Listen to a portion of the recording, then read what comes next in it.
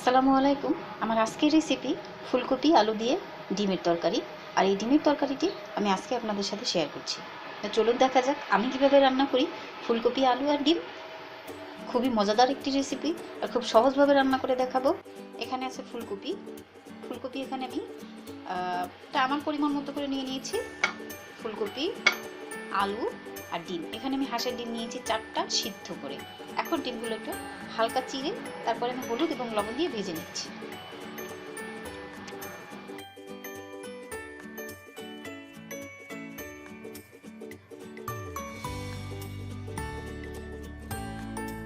হালকা করে আমি একটু কেটে নিচ্ছি। একদম টাপিয়ে কাটবো না, তাহলে কিন্তু কুসুম বের হয়ে যাবে। এভাবে করে কেটে দিলে ডিম ভাজার সময় ফেটে ওঠে না। তো এভাবে করে আমি সবগুলো ডিম কেটে নিচ্ছি। দিয়ে দিচ্ছি একটু হলুদ,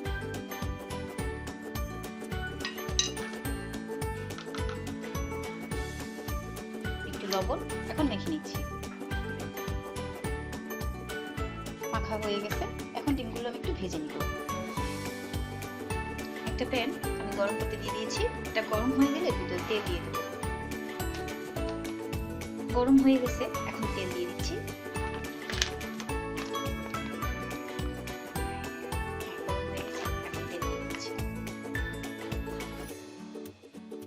তেল গরম হয়ে গেছে, এখন আমি ভিতরে ডিম ভেজে নিচ্ছি।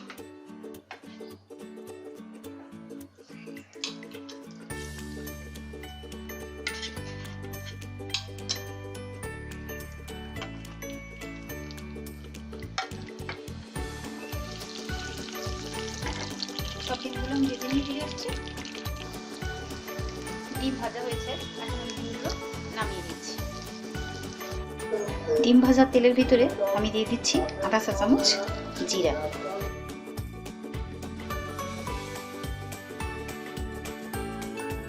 জিরা হালকা একটু ভেজে নিচ্ছি।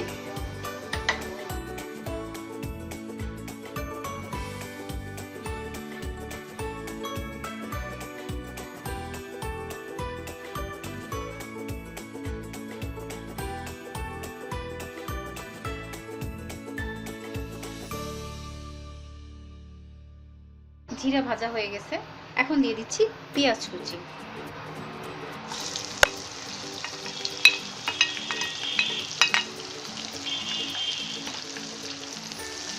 পেঁয়াজ আমি হালকা ব্রাউন করে ভেজে নিচ্ছি।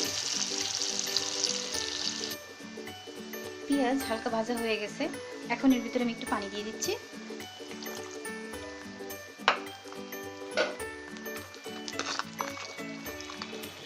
লবণ দিয়ে দিচ্ছি স্বাদ মতো। দিয়ে দিচ্ছি হলুদ গুঁড়া আধা চা চামচ,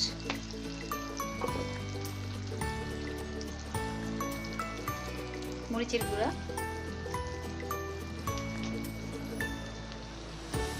আর খুব ভালোভাবে মশলা মিক্স করে আমি কষিয়ে নেব।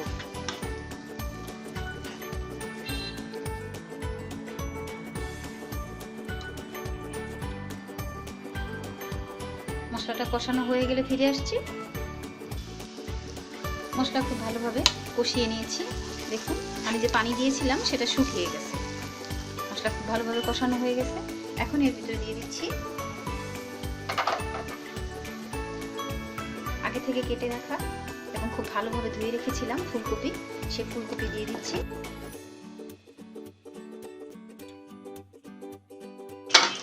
আর দিয়ে দিচ্ছি আলু। দিয়ে দিচ্ছি একটু পানি। এখন খুব ভালোভাবে মিক্স করে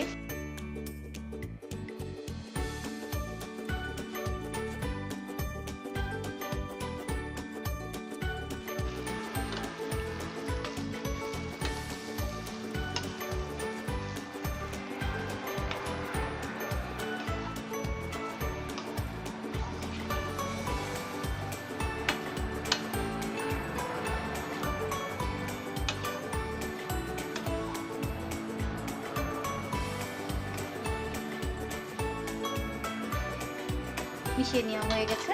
এখন আমি ঢাকনা দিয়ে 5 মিনিট এটাকে জাল করব এবং মাঝে মাঝে ঢাকনা উঠিয়ে একটু নেড়ে দিতে হবে। তো ঢাকনা দিয়ে দিচ্ছি।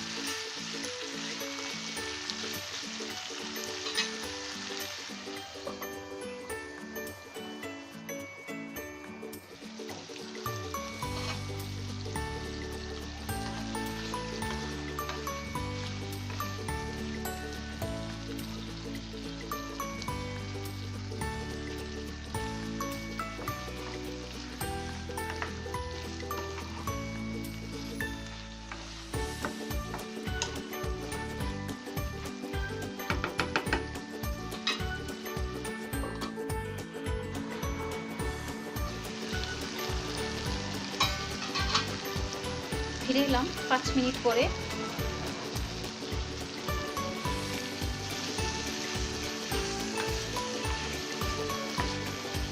আলু মোটামুটি সিদ্ধ হয়েছে, পুরোপুরি সিদ্ধ হয় না। এখন দিয়ে দেবো পানি।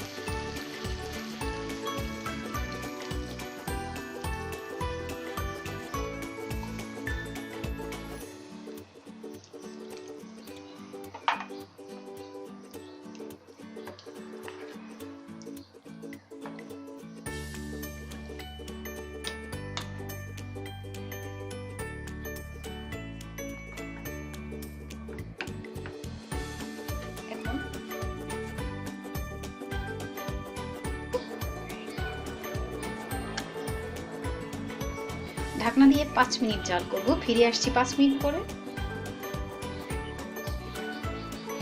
ফিরে এলাম 5 মিনিট পরে।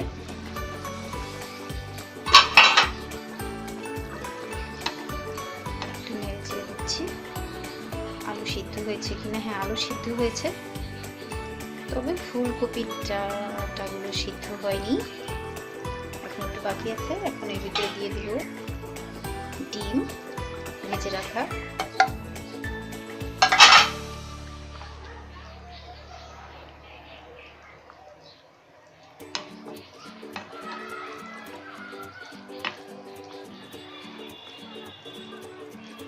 দিয়ে দিচ্ছি ডিম,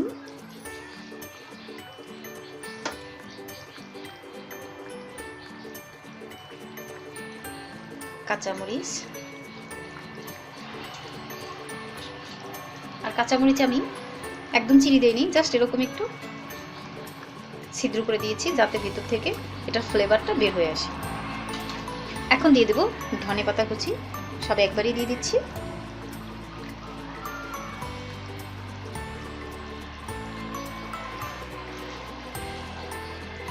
এখন ঢাকনা দিয়ে রান্না করব আরো কিছুক্ষণ।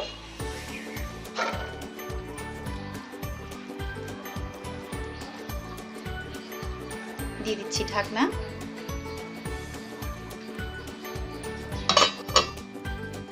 ফিরে আসছি আরো কিছুক্ষণ পরে।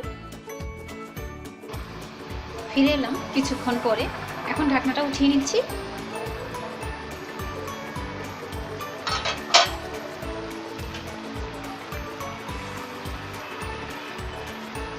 আলু খুব ভালোভাবে সিদ্ধ হয়ে গেছে।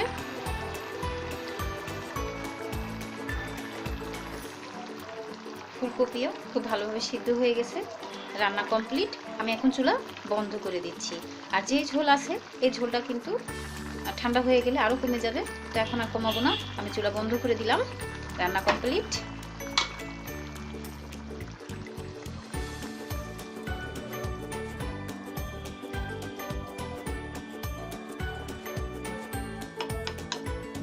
তো এইভাবে আপনার বাসায় রান্না করে খাবেন। কেমন হয়েছে আমার রেসিপিটি কমেন্ট করে অবশ্যই জানাবেন।